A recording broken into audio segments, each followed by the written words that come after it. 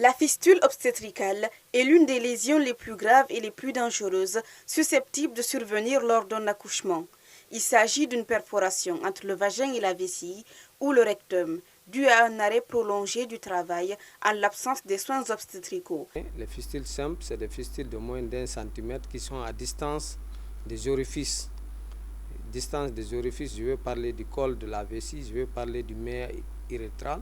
Les fistules complexes, ce sont des fistules qui intéressent, qui sont proches des orifices, soit du col vésical ou bien du méa urétral.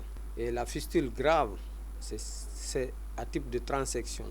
Là, c'est toute la circonférence du col, par exemple, qui est intéressée avec plus ou moins une lésion étendue au niveau de l'urètre. Dans le monde, un peu plus de 2 millions de femmes vivent avec la fistule obstétricale. En Guinée, elles ne sont pas épargnées de cette pathologie. Pourtant, il existe des moyens de prévention et de traitement. Dès l'instant qu'elle fait une CPN correctement, on peut identifier les risques liés à l'accouchement.